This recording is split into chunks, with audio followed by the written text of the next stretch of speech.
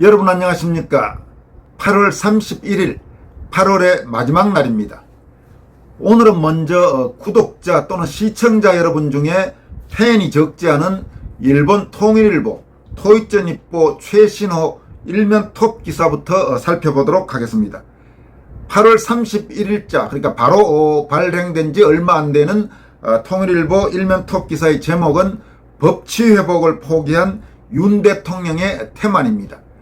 또 부제목으로는 야당 대표 이재명이라는 아문, 또 하나는 범죄 비호 반역 정당이 된 야당, 이렇게 두 개의 부제목이 붙어 있습니다.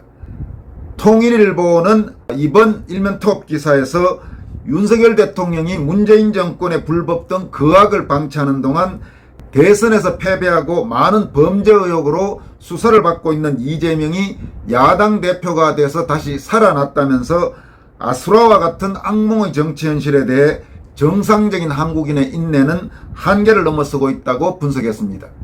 통일일보는 또 이재명 당이 얼마나 위험한 정당인지, 그러니까 이재명을 둘러싸고 있는 사람들이 대한민국에 있어서 얼마나 위험한 존재들인지를 아주 상세하게 분석하고 있습니다. 이런 기사들은 한국의 제도권 언론에서는 거의 보이지가 않는 기사들이죠.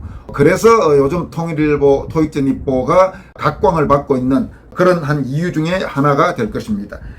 통일일보는 또 윤 대통령이 법치의 회복을 포기하고 있다면서 보수 우파는 지난 7월 28일 대법원의 인천 연수원 선거에 대한 캥거루 재판을 방치하는 윤 대통령을 배신자로 바라보고 있다고 밝혔습니다.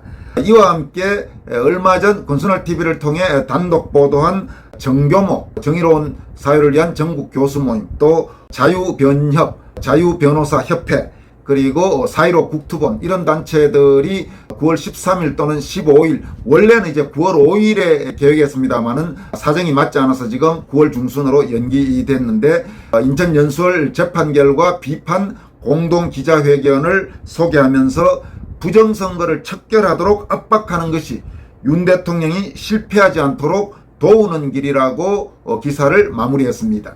그럼 통일일보 토이쩌니뽀의 최신호 8월 31일자 일면톱 기사 법치 회복을 포기한 윤 대통령의 태만을 여러분들과 함께 전문 살펴보도록 하겠습니다. 윤석열 대통령이 4.15 부정선거를 비롯해 전 정권 불법 등 거악을 방치하는 동안, 전 정권은 문재인 정권을 말합니다. 대선에서 패배하고 많은 범죄 의혹으로 수사를 받고 있는 이재명이 야당 대표가 돼 다시 살아났다. 여당이 끝없는 내분으로 지리멸렬 상태 속에 윤 대통령은 기묘하게도 스파이와 폭력 조직을 기반으로 하는 이재명과 민생이라는 슬로건을 공유 경쟁하고 있다. 아수라와 같은 악몽의 정치 현실에 대해 정상적인 한국인의 인내는 한계를 넘어서고 있다. 윤석열 대통령과 여당 국민의힘이 국가 정상화 비전을 제시하지 못하고 이준석, 하태경 등 친중파의 준동으로 내분으로 나를 세우는 가운데 야당이 도전해왔다. 이재명이 28일 더불어민주당 전당대회에서 78%의 압도적 지지로 당대표가 됐다. 당 지도부 9명 중 8명이 이재명계로 이재명은 2년 후 총선 공천권도 가진다. 문재인의 당이 이재명의 당이 된 것이다.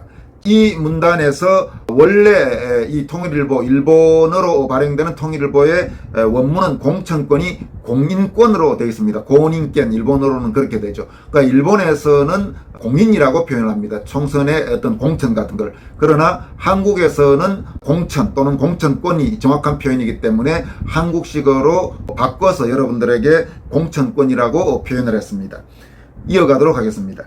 대선에서 윤석열에 패배한 이재명의 정치 기반은 이석기의 내란 선동 중심 세력이었던 경기 동부연합 등 주사파 종북과 스파이 마피아가 핵심이다. 국민과 국가의 불행이다.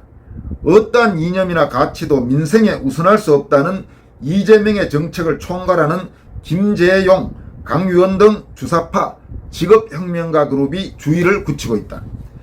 이재명의 멘토는 강원도 탄광지역 폭동 1980년 4월을 주도한 것으로도 유명한 조선노동당 중부지역당 1992년 적발의 주범인 황인호다.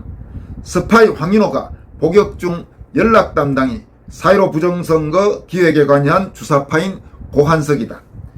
이재명 당은 윤석열 정권을 무력화시키고 5년 뒤 이재명을 대통령으로 취임시켜 한국을 사회주의 국가로 바꾸는 것을 맹세하고 있다. 이 목표 때문에 광범위한 세력을 규합하고 있다. 김대중, 노무현, 문재인이 불법 파업의 특권을 부여한 민노총은 한미동맹의 폐기를 주장해 한국을 전복시킬 생각이다. 민노총 위원장 양경수도 대학 시절부터 내란선동 이석기와 함께 활동한 주사파다. 참고로 지금 이 부분에서 여러분들에게 보충 설명을 드린다면 이런 지금 이재명을 둘러싼 이런 인적 네트워크의 문제점, 이런 부분들이 상당히 우리가 들어봐도 굉장히 문제가 심각하죠. 이번에 이 일면톱 기사도 아마 최근 한국을 잠시 방문했다가 돌아간 홍영 주간이 직접 작성한 것으로 보입니다. 그런데 홍영 주간은 여러분께 이미 말씀드렸다시피 과거 주일대사관 정무 2공사, 즉 정보공사까지 거치신 아주 정보 분야 엘리트입니다. 중앙정보부에서 간첩이라든지 북한 추종 세력들, 이런 부분들을 아주 상세히 알고 있는 그런 분이죠. 그러니까 지금 자세하게 인적 문제점을 파고드는 그런 기사를 작성할 수 있는 것으로 보입니다. 일면톱 기사를 계속 이어가도록 하겠습니다. 물론 이재명 당에도 불안 요인은 있다. 전라도에서 이재명에 대한 거부감이 크다. 이번 전당대회에서 호남 지역 당원 참여는 35%에 그쳤다. 2년 뒤 총선거 때 이재명 당으로부터 공천을 받을 가능성이 없는 의원들이 별도로 정당을 만들 가능성도 있다. 여당의 혼란은 성적대로 당원권이 정지된 이준석계가 좌익사법부를 의지해 혼란시키고 있는 점이 크지만 윤석열 대통령의 리더십이 문제다. 경찰은 이준석의 간단한 혐의조차 조사하지 않는다. 여당의 기득권에 휩싸인 윤 대통령은 국회의원 공천권 등 인사권을 행사할 의지가 없다. 가장 한미동맹을 강조하는 윤 대통령과 친중색이 강한 국민의힘 실권파는 이념적으로 맞지 않는다. 윤 대통령은 국민만 보면서 정치를 한다고 했다. 그렇다면 기존 밀실 공천이 아니라 상향식 공천으로 총선 후보를 결정하도록 바꿔야 한다. 그런데 구태의연한 생태계를 따라 이를 눈앞의 인기만으로 계산하고 있다. 법원은 정치재판을 계속하고 조선일보는 윤 대통령에게 반동세력과 손을 잡으라고 촉구한다. 그러니까 여기 지금 조선일보가 반동세력과 손을 잡으라고 촉구한다고 할 때 이제 반동세력이란 건 바로 무슨 이준석 이런 류의 그 사람들을 통일일보는 반동세력이라고 표현하고 있습니다. 윤 대통령은 법치의 회복을 포기하고 있다. 보수 우파는 대법원 4.15 총선의 인천 연수을 선거구에 대한 7월 28일 캥거루 재판을 방치하는 윤 대통령을 배신자로 바라보고 있다. 윤 대통령 당선을 위해 싸운 교수 6,200명의 정교모, 조성환 대표, 4.15 국투본, 민경욱 대표, 자유변호사협회, 도태우, 박주현 변호사 등의 단체는 대법원의 판결을 비판하는 공동기자회견을 9월 15일경에 개최한다. 9월 15일이 될지 13일이 될지는 아직은 픽스되지 않았습니다. 지난번 여러분께 말씀드린 대로 나중에 그게 확정되면 다시 전해드리도록 하겠습니다. 통일일보 이번 일면톱 기사의 마지막 문장은 다음과 같습니다. 부정선거를 척결하도록 압박하는 것이 윤 대통령이 실패하지 않도록 도우는 길이다. 이렇게 밝혔습니다. 이번 통일일보 일면톱 기사에서도 한국의 제도권 미디어에서는 보기 어려운 내용들이 적지 않게 있는 것을 발견할 수 있을 겁니다. 그래서 여러분들에게 주요한 통일일보 기사가 나오면 우리말로 번역해서 소개해드리고 있습니다.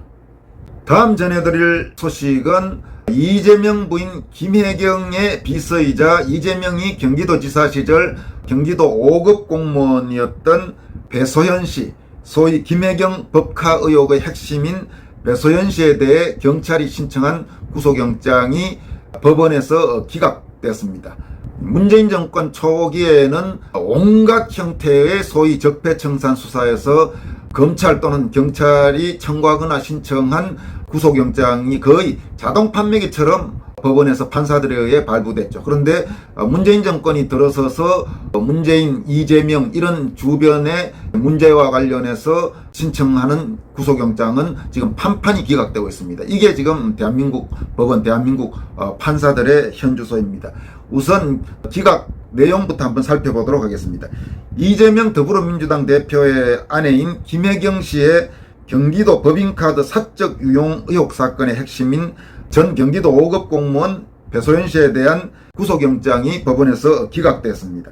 수원지법 김경록 영장전담 판사는 업무상 배임 및 공직선거법 위반 혐의로 사전구속영장이 청구된 배 씨에 대한 영장실질심사를 한 뒤 구속영장을 기각했습니다.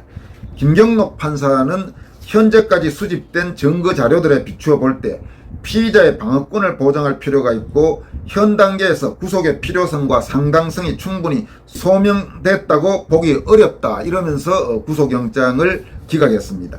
이 배소연 씨는 이재명이 경기도지사로 재직할 당시인 2018년 7월부터 작년 9월까지 약 3년 동안 경기도 총무과 별정직 5급 공무원, 5급 공무원이면 여러분 행정고시 합격한 사람이 처음 가는 자리입니다. 경기도 법인카드로 음식 등을 구매해 김혜경 씨의 집에 전달했다는 혐의를 받고 있습니다. 검찰과 경찰은 배소연 씨가 법인카드를 이용해 경기도에 손해를 끼친 금액이 2천만 원에 달한다고 보고 있습니다. 배소연 씨는 또 배 씨의 지시로 법인카드로 음식을 구입해 김혜경 씨에게 배달하고 사적인 심부름을 했다는 전 경기도 7급 공무원 A씨의 폭로 내용을 부인해서 선거법상 허위사실 공표 혐의도 함께 받고 있습니다. 지금 이번에 이 구속영장이 기각됨에 따라 경찰은 대선 관련 공직선거법 위반 사건의 공소시효가 9월 9일로 임박한 점을 감안해서 배소연 씨를 불구속 상태에서 검찰에 송치할 것으로 보입니다. 그러니까 지금 이 이재명 의혹 관련도 제대로 지금 수사하거나 처벌하기가 쉽지 않은 그런 상황으로 가고 있는 겁니다. 이 문재인 정권 출범 이후에 탈원전 사건 의혹과 관련해서 백운규 전 산업부 장관에 대해 구속영장 청구한 것도 법원에서 기각해버렸습니다. 그리고 이번에 배소연 씨의 이재명, 김혜경 이 부부 측근인 배소연 씨에 대한 영장도 기각됐습니다. 그런가 하면 또 얼마 전에는 이준석이 냈던 가처분 신청은 또 인용해서 집권 여당인 국민의힘을 완전히 지금 혼란 속으로 몰아넣고 있는 게 또 법원 판사들이죠. 한국 법원은 왜 이렇게 문제가 심각할까요? 왜 이렇게 좌편향이 심할까요?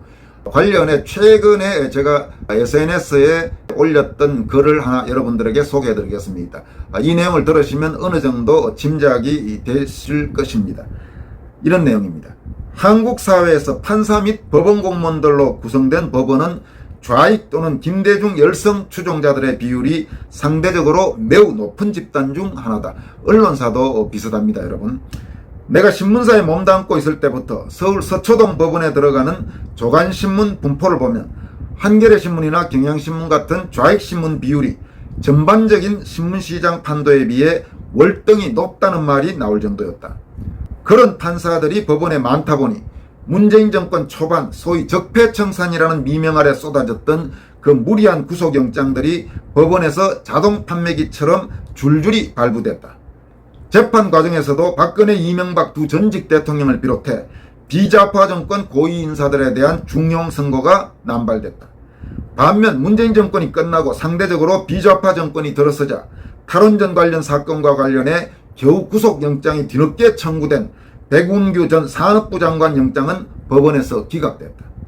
아마 앞으로 문재인 정권의 각종 불법에 대한 수사에서도 문 정권 때와 달리 구속영장이 이런저런 이유를 들면서 법원에서 기각되는 모습이 종종 나타날 것이다. 노골적으로 이준석의 편을 들면서 집권 여당을 혼란에 빠뜨린 서울 남부지법 좌익 성향 부장판사의 황당한 가처분 신청 판결처럼 말이다. 지금 대한민국 법원이 이렇습니다. 더구나 대법원장은 또 아직도 김명수죠. 적어도 대법원장이 바뀌기 전까지는 아마 상당히 자유우파 또는 보수우파 성향 국민들을 보면 속이 불이 나는 그런 일들이 종종 나타날 것으로 보입니다. 오늘 마지막으로 전해드릴 소식은 그동안 많은 국민들이 불편을 호소했던 입국 전 코로나19 검사가 드디어 폐지됩니다. 9월 3일 0시부터 적용됩니다. 9월 3일 0시부터 국내에 도착하는 모든 내외국인은 코로나19 PCR 음성 확인서를 제출하지 않아도 됩니다. 이기일 중앙재난안전대책본부 제1총괄조정관, 현재 보건복지부 2차관입니다. 이 이기일 조정관은 31일 중대본 회의에서 9월 3일 0시부터 국내에 도착하는 비행기편이나 선박편을 이용하시는 모든 내외국인은 PCR 음성 확인서를 제출하지 않으셔도 된다고 밝혔습니다.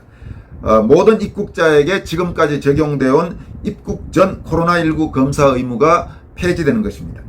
현재 국내 입국하는 모든 사람은 입국 전 48시간 이내에 PCR 검사 또는 24시간 이내에 전문가용 신속 항원 검사 음성 확인서를 제출해야 하고 입국 후 1일 이내 PCR 검사 결과를 추가로 받도록 되어 있습니다.